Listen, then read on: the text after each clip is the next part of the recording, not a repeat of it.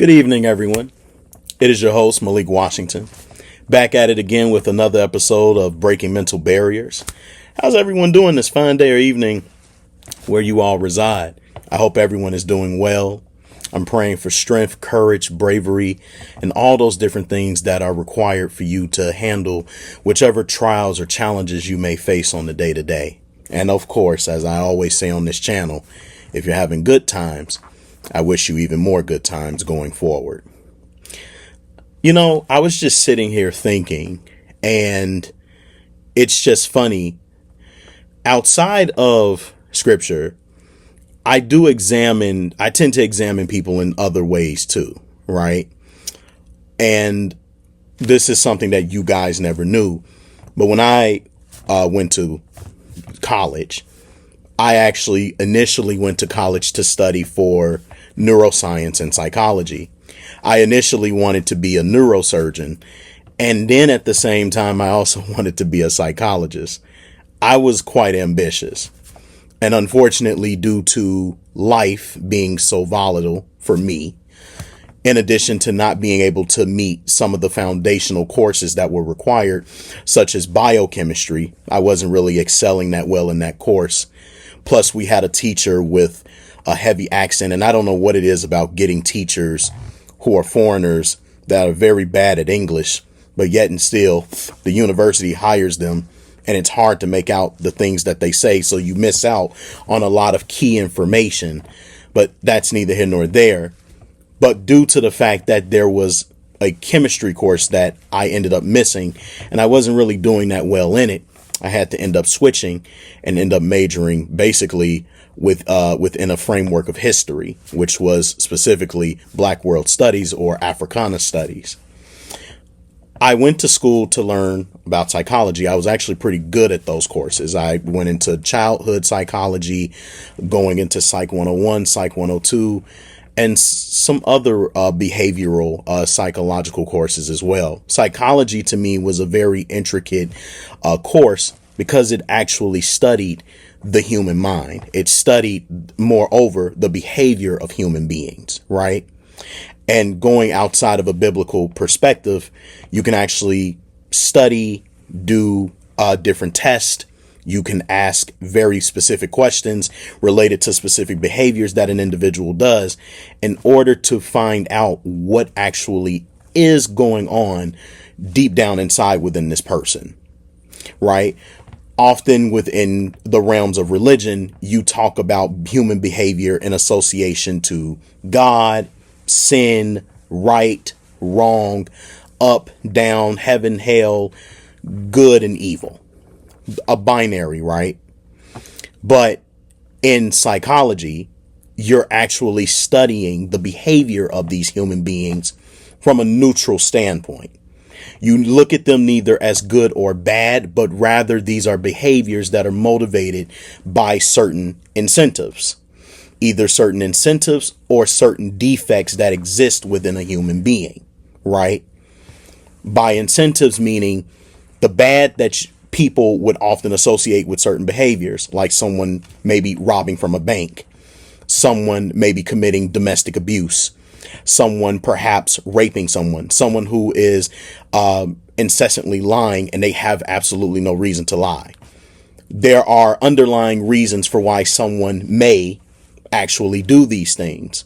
Whereas if you were to go into a spiritual conversation, the conversation might become a little bit more dull, or it might be too oversimplified to say that maybe that person has a demon in them, to say that person might be a devil.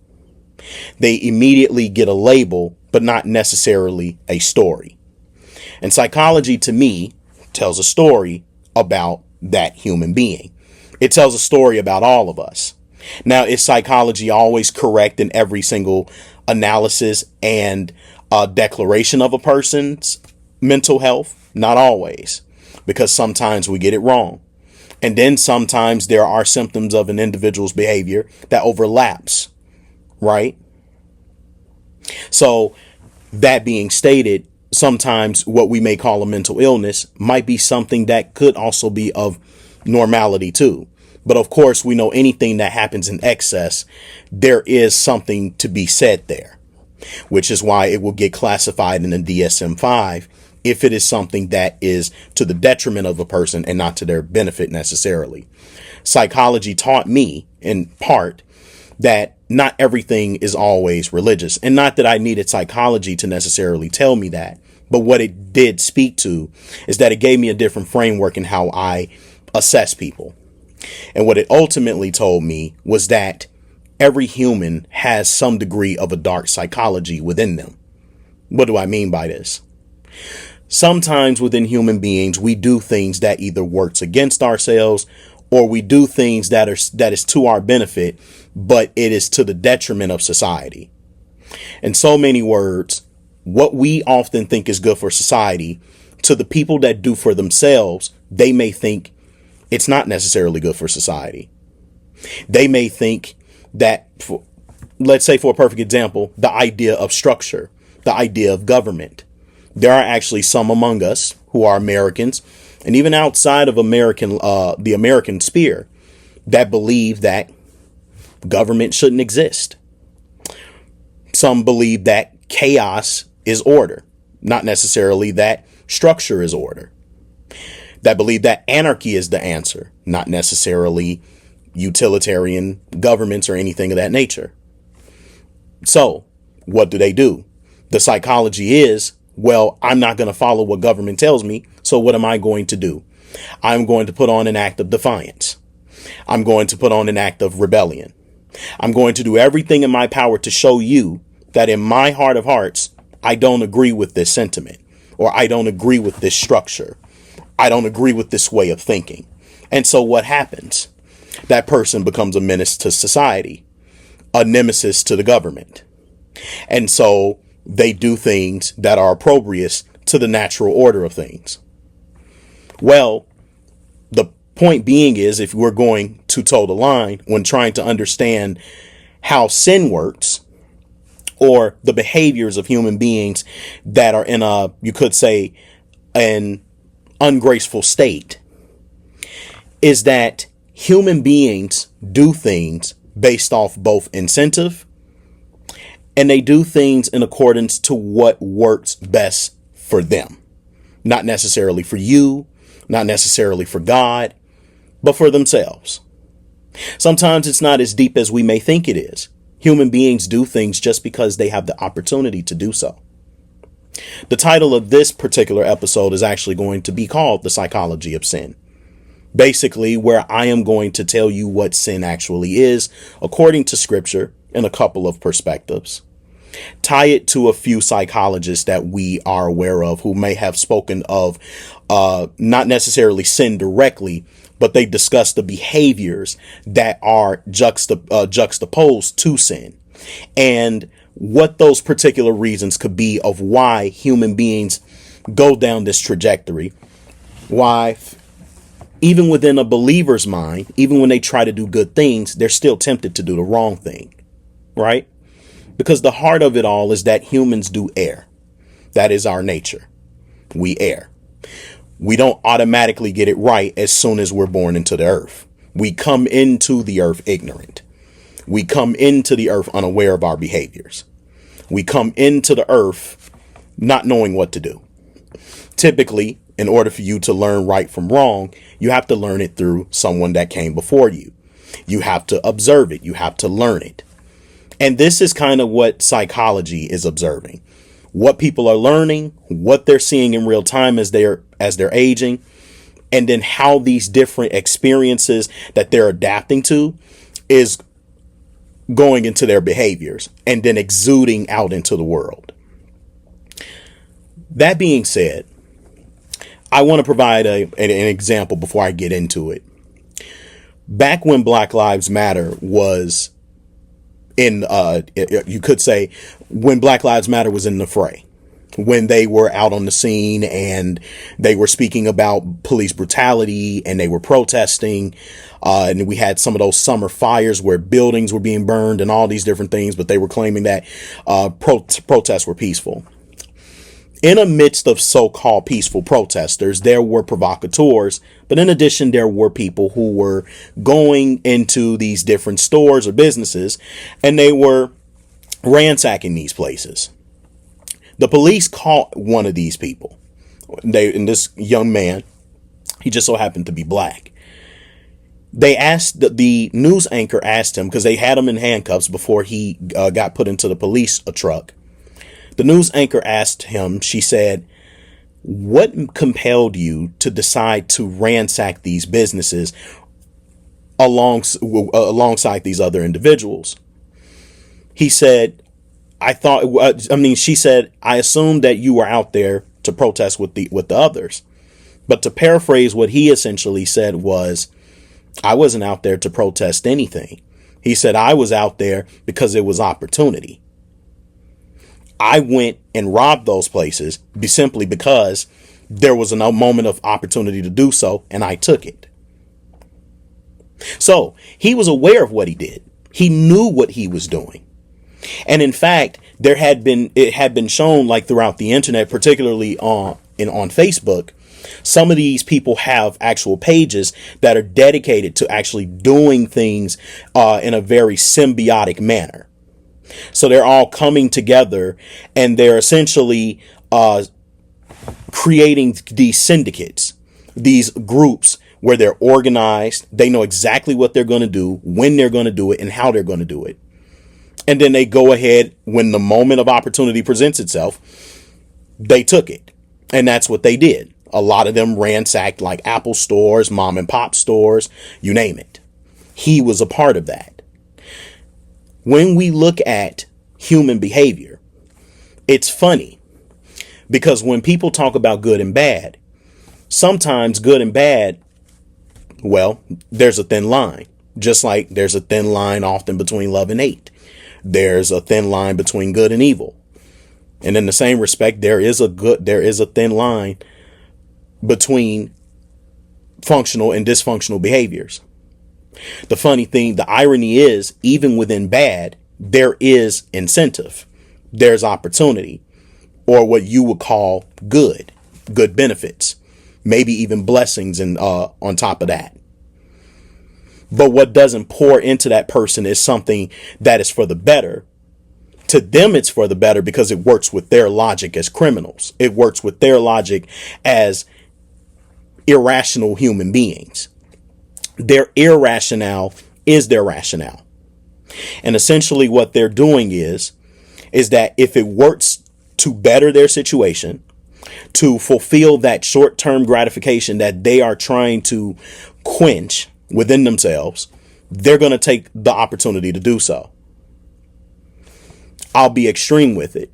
Why does a man grape a woman? Because it feels good to him to do so. He can take control. It's quick. You don't have to work for it. And if he can't get it through consent, why not just go ahead and rush through it? Why does a person lie? Well, maybe they lie because they want to get out of a situation.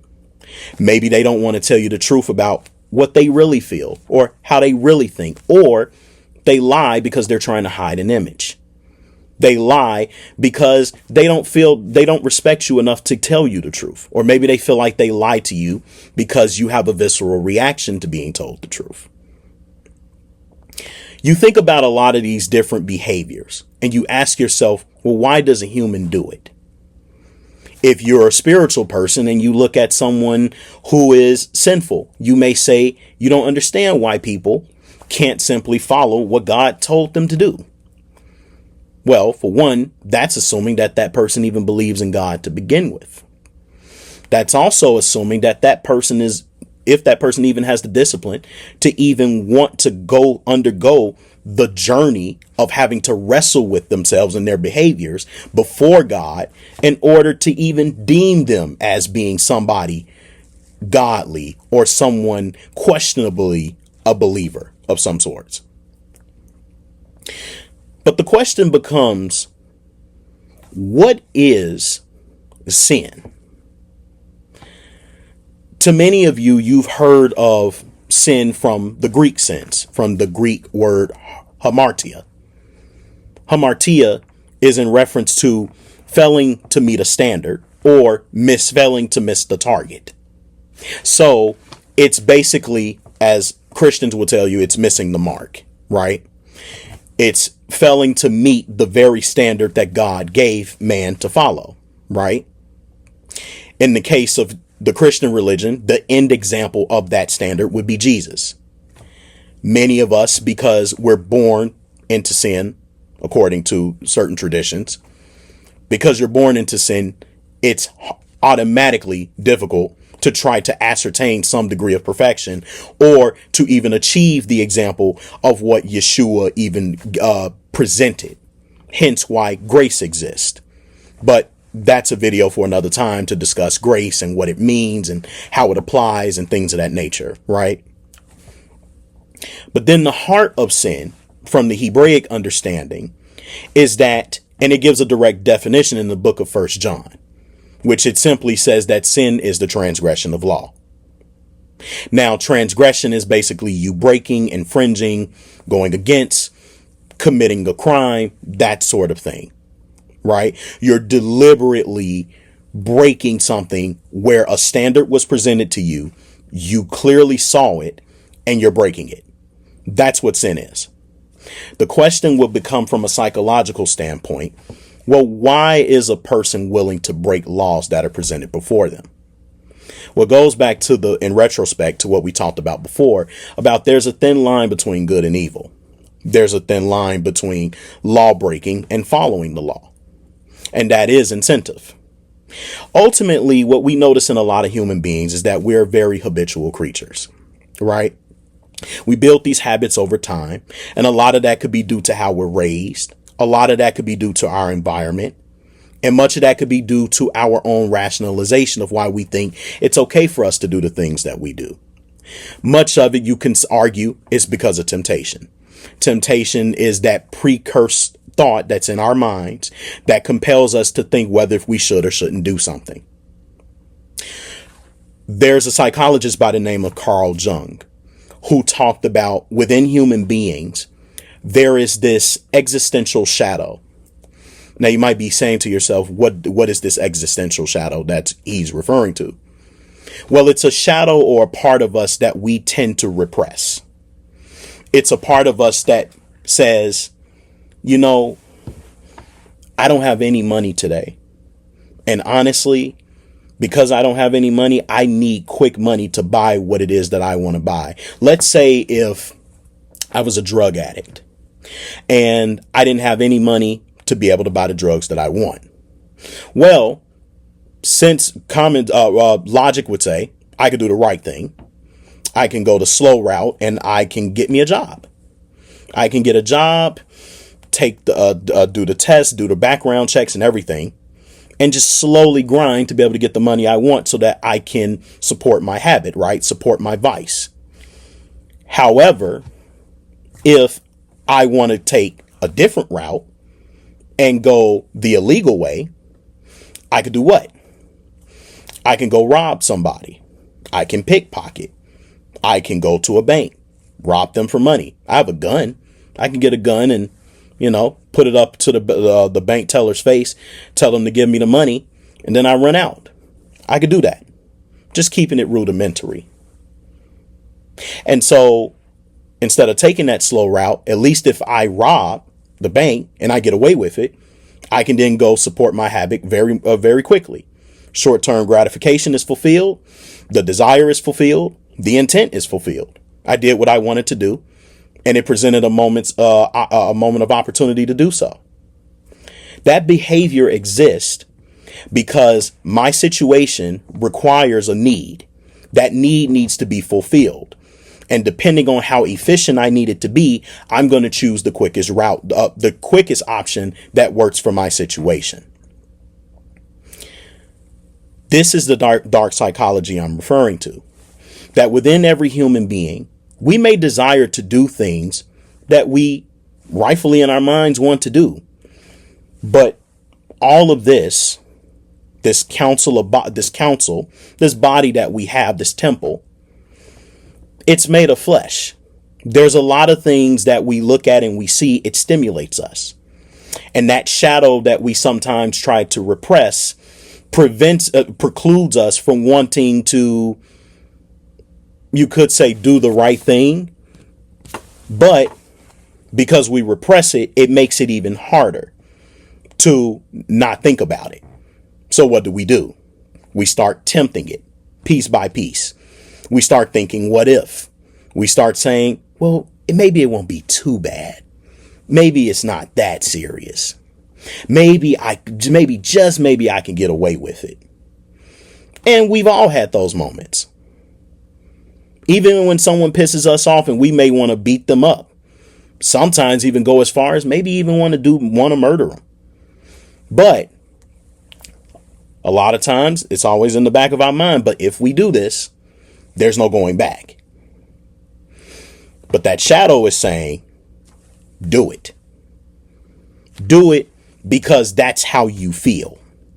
Do it because that's who you are.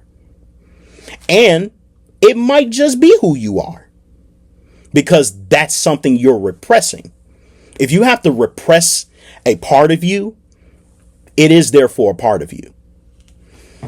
And this is what I try to tell people when I say, if you are going to be who you want to be in this walk, then authentically work hard to try to fight against the part of you that's telling you to do things that's going to get you in trouble in the end, and you'll eventually regret it.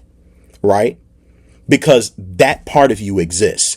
That so-called devil or demon that spiritual people might tend to call you, it does exist. That part of you that wants to instinctively do harm unto others, it exists. Your compulsion to lie, your compulsion to murder, your compulsion to rape, your compulsion to speak ill of your brethren, your compulsion to just do anything. Because human beings, when presented with certain stimuli or overstimulated by it, they will eventually succumb to it. Because if they put incentive over consequence, and they say to hell with the consequences, then that incentive is going to corrupt them. The flesh, in this case, is going to take over. And psychologically, that darkness will overtake you. And God forbid if you tempt it, God forbid if you entertain it and enable it, it will certainly make you relapse 10 times over. We know this when people go into addictions, right? If you attempt to be around alcohol, you might more than likely sip it or drink it, let alone get drunk off of it, right? Especially if you're trying to stay away from it. A lot of times it's told to you, if you can't control your behavior when you're around it, it's best to stay away from it. Don't even entertain it. Don't even go near it. Don't even smell it. Because any sensitivity towards even the look or the smell of it may cause you to want to relapse. So these things exist. Another thing that could also cause people to go into this dark psychology outside of repression is the social pressure. A lot of times, and I notice this within human beings a lot of times there's much that we don't agree to doing that we may deem to be wrong.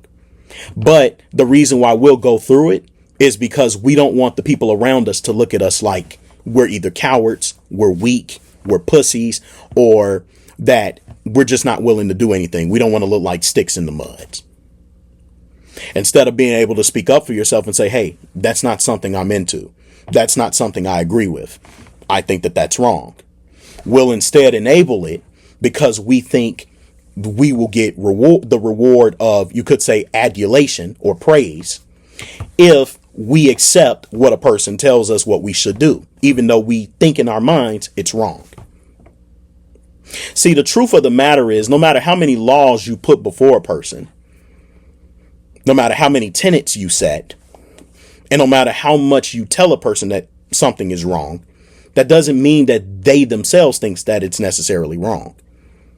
In fact, they're compelled to probably do otherwise because they're going to wonder why is it so wrong to do it in the first place. Curiosity kills human beings all the time. And that's why we end up as crash test dummies.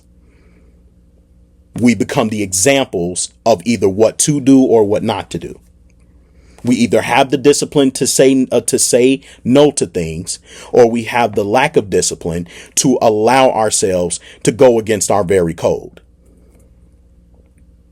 And the fact of the matter is that when one truly believes in their morals, they stay true to their morals. They don't fight against it.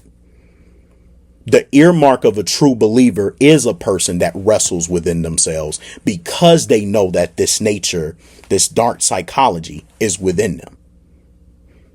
Is this something that you can somehow be rid of because you read a holy book and you read the words in it and you're susceptible to what God and Jesus or whatever entity that you listen to tells you?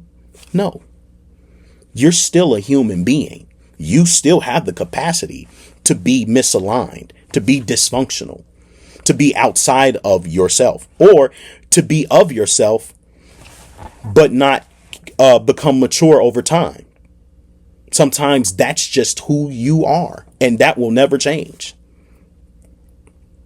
Some people give into that dark psychology because they are driven by temptation, social pressures, their own past misgivings, all of that.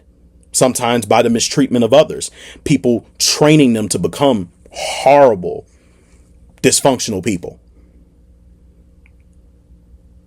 And sometimes due to a lack of heart, a lack of a backbone to stand up for yourself and say, regardless of what you do to me, I'm not going to let you change me into somebody that I'm not.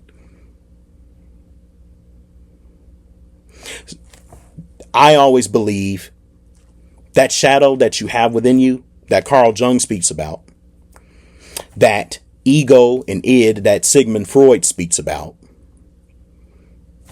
all of that stuff, it exists within you.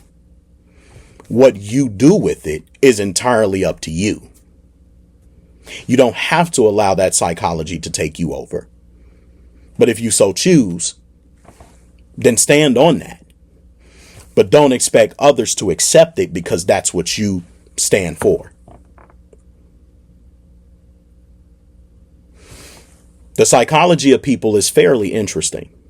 And depending on how you manipulate the environment, how you manipulate the family dynamic, how you manipulate the way people perceive things, you can change human behavior fairly easily on the most instinctive level.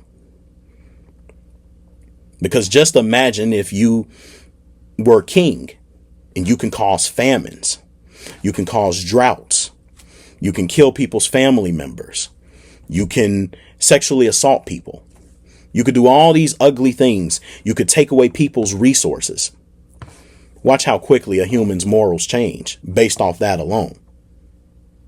And when you manipulate people like this, that kind of psychology destroys human morale and creates these natural reactions of people either begging, of people going to rob, of people wanting to do harm, and all those different things. That's why it's also important, even on the local level, as people who may not have the power like our governments do, to stand together to fight against certain injustices so that these things don't happen and people can retain their moralities and their truths that they stand for on an everyday basis. Human beings are instinctively vindictive, self-preservationist. They care about themselves. They put themselves first. And until you give them a reason to go outside of themselves, to love someone or something more than themselves, they're going to tap into that dark psychology because that dark psychology keeps them alive. That dark psychology has its incentives to keep their image, their false image, intact.